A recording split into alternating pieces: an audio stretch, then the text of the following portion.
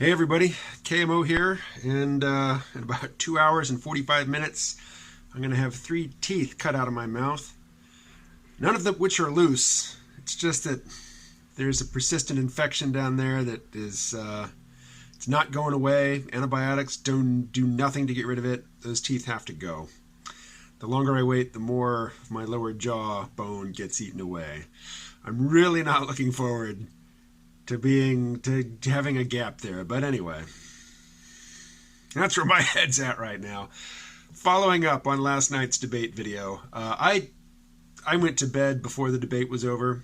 I had it playing on my tablet, but I fell asleep while it was still on. It started, I get up early, I go to bed early. A couple beers helped that process along. So Bernie Sanders looked great. He seemed really vigorous. It seemed like, that heart incident that he had, really, it sent him to the mechanic and got the problem fixed, and he is better than before. He was doing great.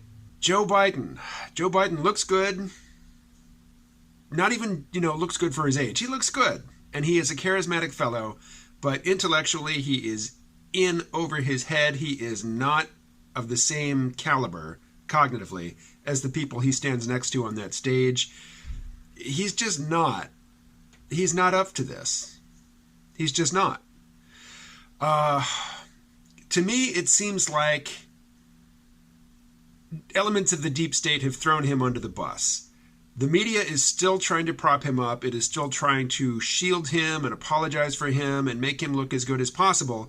But the fact that Hunter Biden, I'm not even sure I knew Hunter Biden's name before all this. And now I know that Hunter Biden, not only takes money from all over the world, from all kinds of foreign powers, because he was the son of the vice president. He is potentially the son of the next president of the United States.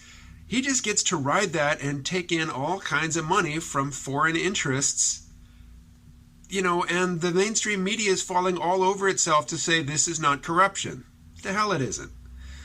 So, thanks to the deep state and the CIA for bringing that to our attention. Who's going to win this contest between the corporate media and elements of the deep state? I put my money on the deep state. Andrew Yang. I know I talked a lot about him last night. This morning I watched some debate recaps, but mostly I just watched the everything Tulsi Gabbard said and everything Andrew Yang said videos. Doesn't take very long because they weren't given much time to talk, but man, they really did well. I think, this wasn't Tulsi's best performance to date. It probably was Andrew Yang's best performance to date. He didn't say a single thing I hadn't heard him say before, but he was so good at taking whatever question was given to him and going right back to the economy and right back to the insecurity that everybody is feeling because the job landscape is shifting so dramatically and so quickly right under our feet. What else was shifting dramatically on stage? Visibly, you could see the Overton window moving in real time on stage. People yesterday who had probably never heard the phrase Fourth Industrial Revolution have heard it. They might not know exactly what it means, but it's in their head now. People who probably weren't particularly cognizant of a federal jobs guarantee now understand that a federal jobs guarantee is opposed to the universal basic income, that these are two divergent, not entirely incompatible, but largely incompatible approaches to dealing with the disruption in familiar employment patterns. VAT versus wealth tax. Thomas Piketty with Capital in the 21st Century introduced us to the idea of a wealth tax. He didn't come up with it, but he popularized it. And that is something that Elizabeth Warren, as well as some of the other candidates on stage, propose. And Andrew Yang got to say, look, various European countries have tried that. They discontinued it. It didn't work. What they have continued with, and what does work, is a value-added tax. VAT, value-added tax. People who probably didn't know what that was before do now. So let's return to the Fourth Industrial Revolution for just a minute. The Fourth Industrial Revolution is the current and developing environment in which disruptive technologies and trends, such as the Internet of Things, robotics, virtual reality, and artificial intelligence are changing the way we live and work. To that, I would add additive manufacturing. Right now, we mostly call it 3D printing. I think that name is it's headed for the scrap heap of linguistic history. Something better will come along to describe it. Right now, I think additive manufacturing is descriptive, but it doesn't roll off the tongue very well. I think we're waiting for a new phrase that will catch on. This also doesn't mention medicine explicitly, and I think that there are some potentially really disruptive things coming in terms of medicine, particularly with, and this is part of the Financial Times How We'll Live in 2050 series, cognitive medicine, medicine designed to keep older folks' brains working like younger folks' brains for longer so that they can continue to do productive work and support themselves and contribute to the overall economy rather than becoming, just a net drain on the economy when they shift from being a worker to being a retiree who is liquidating their investments and basically drawing additional benefits and salary, or income, not salary, from the government. I think it's possible that lifespans will expand dramatically in the next few decades. I don't really expect it, but what I do expect is that people who are in their 70s and 80s and possibly even in their 90s will still be working because, some of the cumulative damage and effects of aging will have been not necessarily fixed, but significantly offset so that people will be able to continue to work right up until death's doorstep, really. Which I think for most people will be a good thing. I think men in particular, once they retire, particularly, boomers and older who really defined themselves in terms of their vocation, as soon as they retire, they face an identity challenge, and some of them don't respond well to it. Human males, we have this built-in self-destruct mechanism. When we lose status and there's no hope of getting it back, we die. Sometimes, deliberately, quickly by our own hands, and sometimes just, our decrepitude accelerates. I really saw that. Well, I won't mention names. All right, as I've mentioned, I have just revisited Byron Reese's book, The Fourth Age, and he is the most optimistic writer whose work I've taken in recently on the topic of artificial intelligence, automation, and jobs. He says, technology does not destroy jobs, point blank, period. Never happens historically.